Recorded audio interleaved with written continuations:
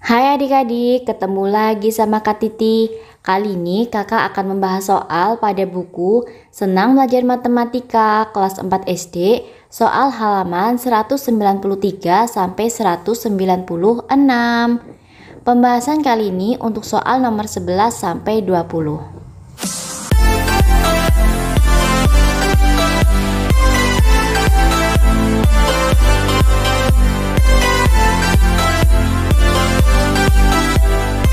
Soal nomor 11, berapa besar sudut satu putaran penuh?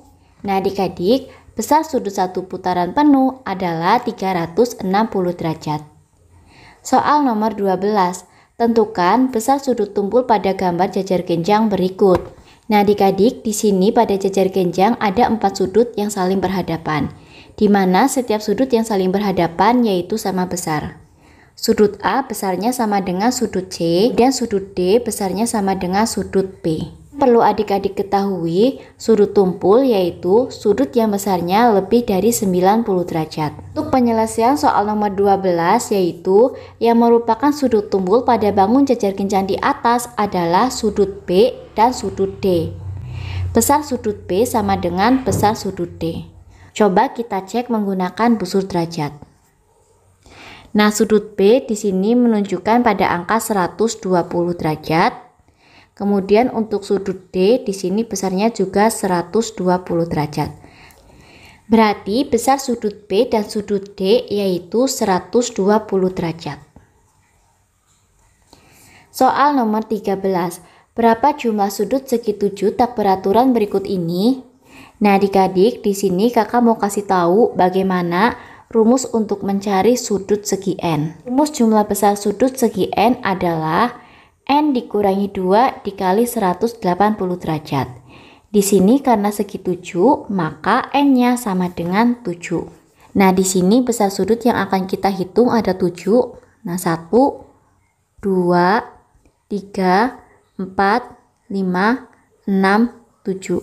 Ada 7 sudut yang akan kita ukur. Nah, kita menggunakan rumus, berarti jumlah besar sudut segi 7 sama dengan 7 dikurangi 2 dikali 180 derajat.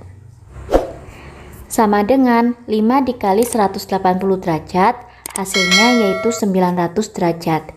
Jadi jumlah besar sudut segi 7 tak beraturan di atas adalah 900 derajat.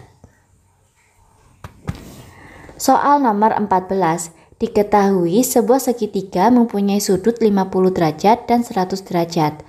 Besar sudut yang ketiga adalah titik-titik. Nah, misalkan ini adalah gambar segitiganya yang diketahui ada dua sudut, yaitu 50 derajat dan 100 derajat. Misal di sini 50 derajat, kemudian sudut C di sini 100 derajat. Kita mencari sudut yang ketiga.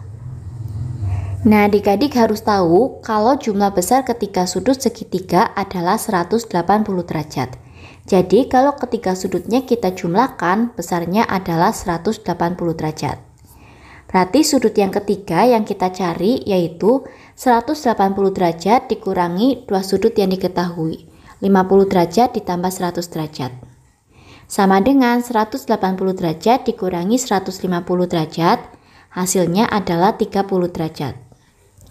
Jadi besar sudut yang ketiga adalah 30 derajat. Soal nomor 15. Jumlah sudut segi 8 adalah titik-titik. Nah, di sini kita menghitungnya menggunakan rumus lagi. Tadi rumusnya N dikurangi 2 dikali 180 derajat. Karena segi 8, maka N-nya sama dengan 8. Jadi jumlah besar sudut segi 8 sama dengan 8 dikurangi 2 dikali 180 derajat. Sama dengan 6 dikali 180 derajat, hasilnya adalah 1080 derajat. Jadi jumlah besar sudut segi 8 adalah 1080 derajat. Soal nomor 16. Hitunglah banyak sudut siku-siku pada gambar di bawah ini. Nah adik-adik, sudut siku-siku adalah sudut yang besarnya 90 derajat. Nomor 16A, di sini yang merupakan sudut siku-siku yaitu ada 1, 2, 3, 4. Ada 4 sudut siku-siku. Jadi besar sudut siku-siku pada bangun persegi panjang A adalah 4 sudut. Kemudian nomor 16. Di sini ada trapesium siku-siku yang merupakan sudut siku-siku ada 1, 2. Jadi untuk B, jawabannya besar sudut siku-siku pada bangun trapesium adalah 2 sudut. Nomor 17. Besar sudut terkecil pada gambar jam di bawah ini adalah titik-titik. Nah, di sini gambar jamnya menunjukkan pukul 07.00. Yang akan kita hitung sudutnya yaitu bagian sebelah sini. Nah, sekarang kita hitung ada berapa langkah. Nah, adik-adik ingat, setiap 5 menit atau setiap 1 langkah besar sudutnya adalah 30 derajat. 1, 2, 3, 4, 5. Ada 5 langkah di mana setiap langkah besar sudutnya adalah 30 derajat. Jadi besar sudut terkecil pada pukul 07.00 adalah 5 dikali 30 derajat sama dengan 150 derajat. Soal nomor 18. Meli ingin mengukur tinggi sebuah pohon seperti gambar di bawah dengan menggunakan alat bantu pengukuran sudut. Berapa besar sudut yang Meli pergunakan untuk membantunya mengukur tinggi pohon tersebut?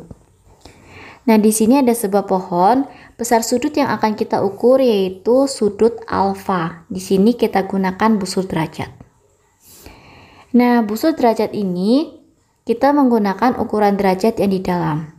Di sini menunjukkan pada angka 30, jadi besar sudut tersebut adalah 30 derajat.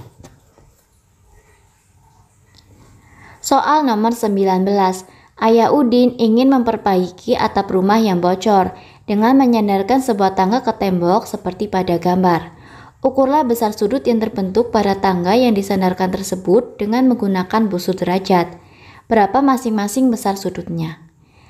Nah, yang pertama kita ukur dulu besar sudut antara tangga dengan tanah.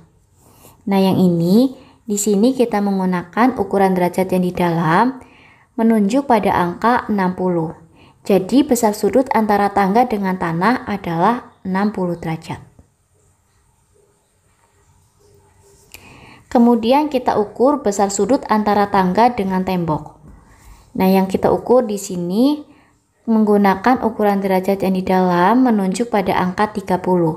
Jadi besar sudut antara tangga dengan tembok adalah 30 derajat.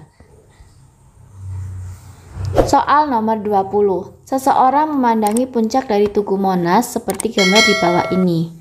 Pertanyaannya, berapa sudut elevasi yang terbentuk? Nah, adik-adik, sudut elevasi adalah sudut yang terbentuk antara garis lurus mendatar dengan posisi pengamat ke atas. Nah, besar sudut yang akan kita ukur berarti di sini kita menggunakan ukuran derajat yang di dalam. Nah, di sini ukurannya menunjuk pada angka 25. Jadi, besar sudut elevasi yang terbentuk adalah 25 derajat. Nah, adik-adik sudah selesai ya pembahasan dari kakak. Semoga bermanfaat. Sampai jumpa di video berikutnya. Terima kasih.